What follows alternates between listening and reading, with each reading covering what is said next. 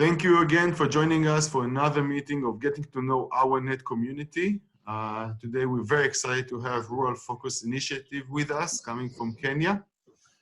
This initiative of Getting to Know EAWANET community brought to you by Triple Profit together with EAWANET organization in Eastern Africa. A couple of words about Triple Profit. This organization has established a couple of years ago with the purpose to empower and increase the impact of NGOs and CBOs in Eastern Africa, working and building bridges between Israel and different countries in the region, supporting leadership programs and youth and teachers organizations in the area. We were very lucky to get to know EAWANET and to collaborate around this mutual project of getting to know different organizations in the field. So please, Stella, to you. Yeah, thank you, Eldad, and for the viewers and Rural Focus Initiative in Kenya for joining us today. Yeah, my name is Stella Akiteng. I'm the EAWANET coordinator. EAWANET in full is Eastern Africa Work Camps Association Network. And we target the Eastern Africa region with the aim of promoting volunteer service and peace building. We believe in strengthening the civic voice of the people of Eastern Africa, but also working in solidarity with other different general publics, not only also outside Africa. So basically with EAWANET, what we want to see is mutual cooperation popularized and also solidarity among the people of Eastern Africa. So at the moment, we have had one, of course, EAWANET being in service for a while. And we are excited that EAWANET has been able to mentor a number of people, and some of them have even formed organizations that are currently also EAWANET members. And excitingly, Grace Makungu, who's right now with her team, is one of the persons who are a fruit of the efforts of EAWANET and also the organization that she's founded. So with regarding our operations in terms of solidarity with other people in other regions, we recently participated, for example, in the Southern Africa People Solidarity Network Summit, where we presented and deliberated on a paper that we developed as EAWANET on issues to do with healthy food systems and livelihoods. And we had the opportunity and we were honored to have our submissions included in the summit declaration that was submitted to SADC. So briefly, that is it. And I believe that with time, with what we shall be deliberating in the aftercoming conversations. Thank you, Eldad and team. Thank you, Stella, very much. So Rural Focus Initiative, would you present yourself, please? Yes, thank you, team. I'm Grace Makungu. My organization is Rural Focus Initiative. I'm a Kenyan, and it is an organization which has three major objectives. Our first objective is to uplift the living standards of our community. Grace, I'm sorry to stop you, but it seems if you can just speak closer to the microphone, we'll be able to hear you better. Okay. I'm talking about the objective of my organization. Our first objective is to uplift the living standards of the community. And the second objective is we want our community to be self-reliant. And we train them and link them on various government. We train and link them with the government organizations like social services, departments like social services, Ministry of Agriculture, Ministry of Livestock, and etc. And the third objective is we bring together youth, women, and people with disabilities for them to be, we train them for them to be self-reliant by starting small businesses for them and really trying to tell them to venture into poultry keeping, dairy keeping, and they plant bananas for value addition. And in my organization, we have 3 desks. We have women desk, we have youth desk, and we have a desk for people living with disabilities. Under youth desk, we have Felix, who is here, and he can introduce himself. Thank you.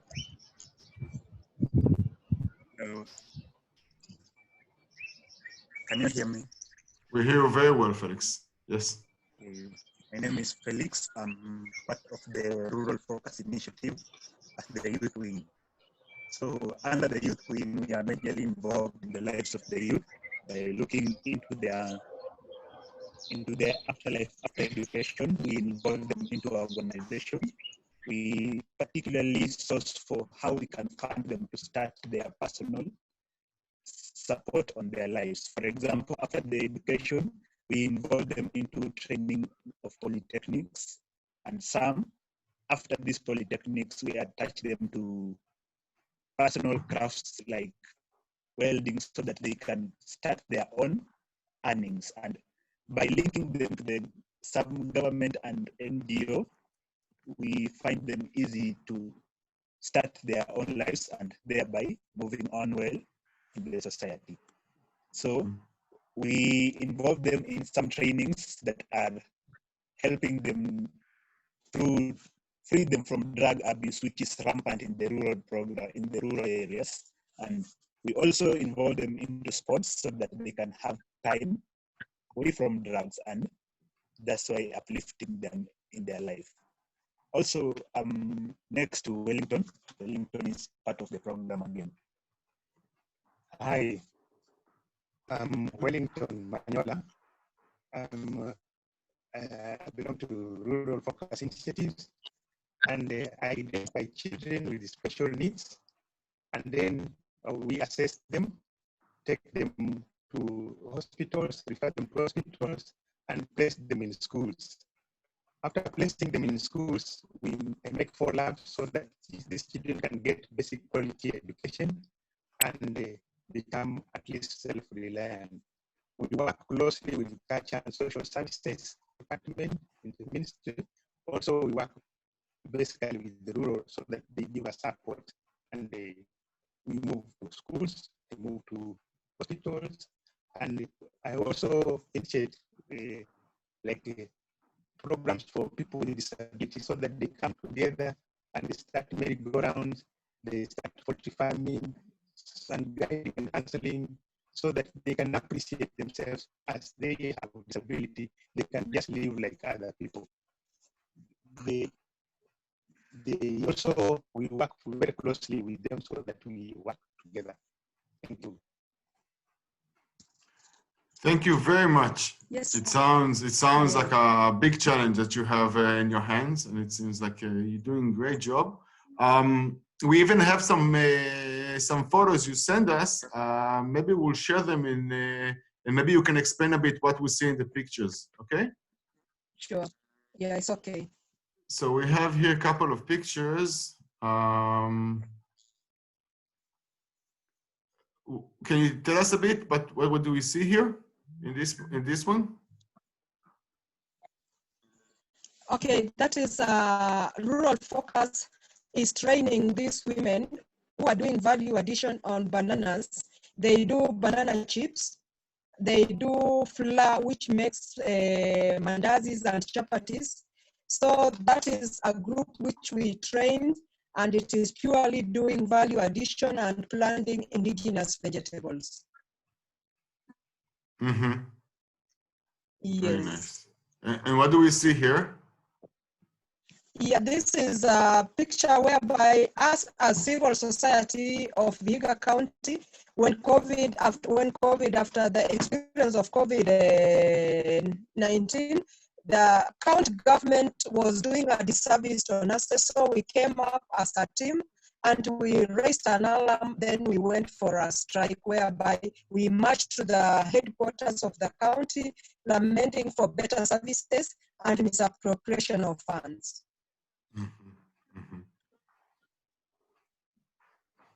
Can you tell us a bit about what you see here? Yeah, that one is rural focus, which was, I was being interviewed on our programs and I was giving information on health issues, social protection issues and education in the county, what the county is supposed to do for the community. So I was being interviewed by Radio Vihiga on issues concerning education, health and social protection. And here? There's another picture from the demonstration? Yes, this is the demonstration we were doing to the governor's office to let him give the community proper services in health. That's amazing. It seems like you're really doing a lot in a couple of fields simultaneously, and I think it'd be very interesting to know how are you able to measure your impact in the field, because all of those engagements seems very impactful in every field that you're engaging. Now the question is, how can you measure how do you measure the impact eventually in the field, how it affects the people's life? Thanks, Baba. We are able to measure the impact after one, receiving many clients coming to the office asking for assistance like trainings. Two, when we get many follow-ups, we do many follow-ups. Like for example, people with disabilities, when many flock for assessment, then we measure the impact. We know at least our information has reached the ground. And three, let's say like the radio talk, I was personally invited as an organization after them experiencing what we do on the ground. So I'm able to see and read the impact the organization is doing on the ground. And another point is we always have challenges in terms of financing different programs and different engagements, especially in those days with the pandemic.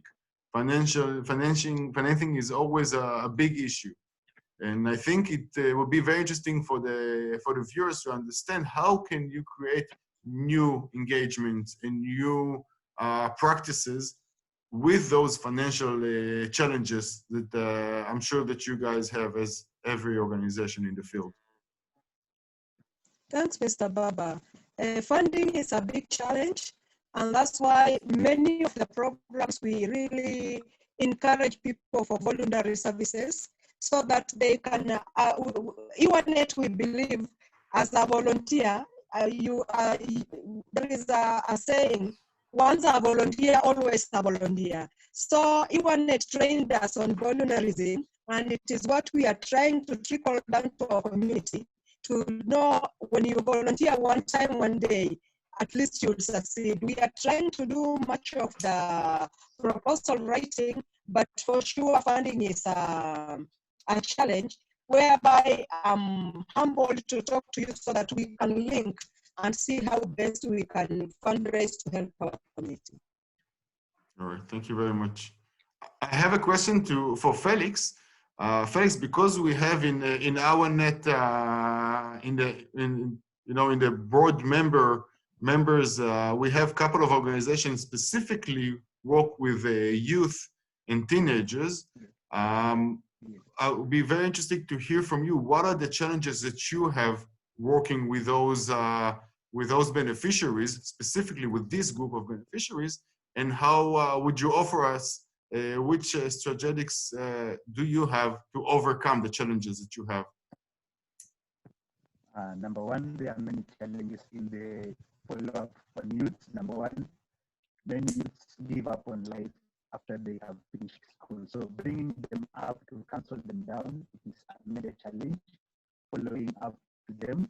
And number two, when engaging with youth, we find it so difficult to source for income from funders. And when you get the income, sometimes it's very minimal, and they are sometimes abusing drugs like bang, and they are on the last levels of abusing these drugs. So we find it very hard to get direct rehabilitation for them, and that is majorly the last leading up point on life. But so we keep on soliciting, and we go on a personal friendship levels with this youth, such that they trust you as a true friend, and you can reach to them anytime. They can call you in weird hours so that you can talk to them and calm them down.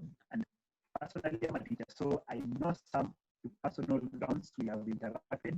You follow them up, you get funds, and then sometimes you dig your own pocket so that somebody can not lose his life, and you compensate him by knowing that your act is good, and that one immediately pays you back. And through this pandemic, it's hard to follow them up, and working in the villages, some transfer and some get very emotional. So the few challenges we face, we have their parents' numbers, we communicate with them, and we follow them up on personal grounds. And this has helped in really rehabbing some. And majorly we have small clubs that we have started of football, so that the friends will help you get a friend, and that one is helping really well in the program.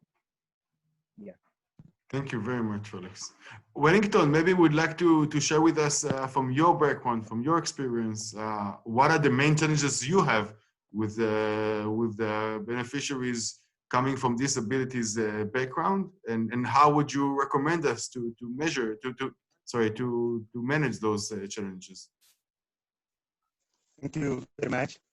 I first of all say thank you, and we to hear the challenges that we face. One, we have stigma. We have stigma in our community. They still look at the disability as a curse, as something like a demonic, and they don't really see that there was something wrong. So parents have a problem when they have a child with disability.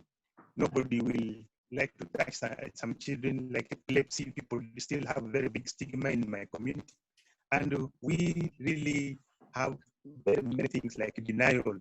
A father who is married to a lady and give birth a child who is disabled, the father will run away, or the mother will throw away the child to the grandmother. So these children languish in the community and lack proper services. So we identify them and assess them and refer them to appropriate services like school, where they can get a basic quality education. So in the basic quality education also, we make follow-ups to see that they are learning and they are being given a good education. Sometimes back, children just could be told to go to school, and in the school they could not get the proper education. But right now, we have a lot to do. We do create awareness in places of gatherings like funerals, weddings, churches, and in provincial administration meetings, so that they create awareness and very many people come for the services. Also, we organize seminars for parents of children with disability so that they are trained and share challenges they face, and it becomes much easier to them. They simplify disability. So they meet and they are trained. We work closely with the hospital again, so that we have people who come and talk to them, occupational therapists, speech therapists, and we work with them so that these children are accessible and get quality education. Thank you so much, Wellington. Thank you. It's amazing, really. You're doing a great job. I see that we have another member joining us from the EAWANET community, Mr. Paul from Mercy Childcare International Uganda. So Paul, welcome. And hopefully you'll be, feel free to participate as much as you want. Hopefully next conversation we can also do with you, and you can present your organization. But now I would like to go back to Stella.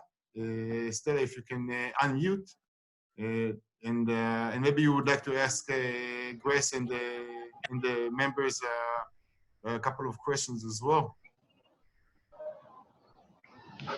Yeah, thank you. Thank you, Eldad.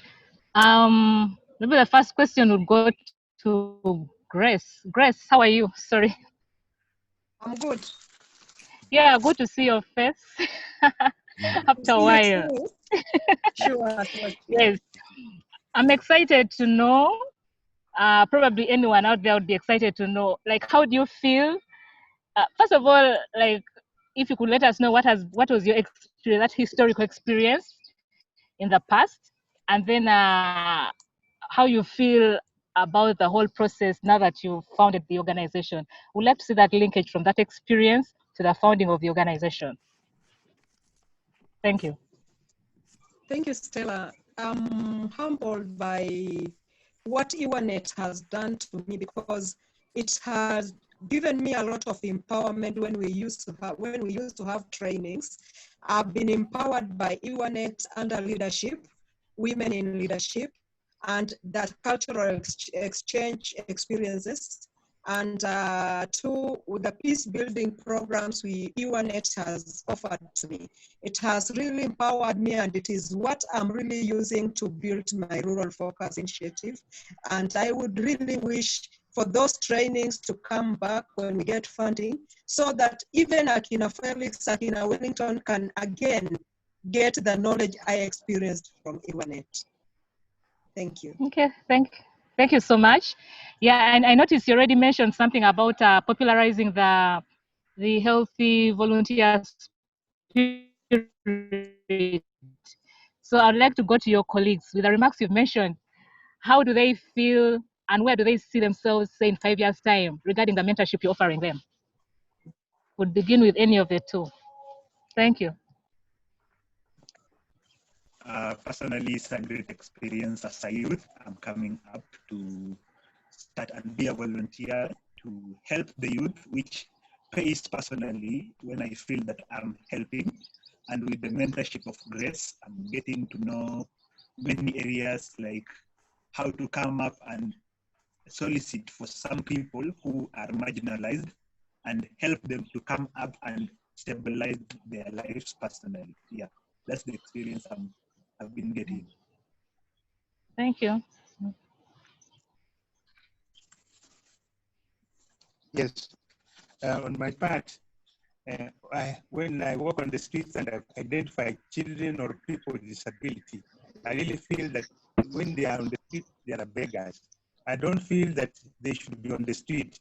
They should be rehabilitated in places whereby they can at least have a general income, income generating activity, or in an organization where they can be assisted, rather than be on the street being beggars. Children who are being born because of disability, it is sometimes some disability comes as a result of poverty. The child had high temperatures, the mother could not afford a simple Panadol or a painkiller, and this problem emanated to become a disability. So we need to have such a thing so that parents are empowered through income generating activity. And when they have a child with a disability, the child is identified earlier and be given appropriate services so that he can be self-reliant in the future. We have a vast of disabilities, physical impairment, hearing impairment, cerebral palsy, and all that. We need them to be self-reliant through rural focus initiatives so that people can be self-reliant other than expecting some donations from elsewhere, but they can have their income generating activities, and we can give them more empowerment through rural focus. Thank you. Okay. Thank you so much. Thank you so much. Back to you, Eldad. Thank you very much. It's so interesting, and because it seems like you're doing such an important work in the field, I have a special question for you. I would like to know your personal opinion. We all know Agenda 2063 about the Africa that we want, an integrated, prosperous, and peaceful Africa, driven by its own citizens. representing a dynamic force in the international arena. And interviewing you guys from the Rural Focus Initiative, I think it would be very interesting to know what do you have to say to fellow citizens in the developing and as a development players, other people and other organizations according to this agenda. What is your message in this frame of a bigger Africa and bigger development in the area? Yeah, our message is we can do it. It is easy, it is achievable, and Africa can do this. And through this program, we have found that it is achievable and it is done.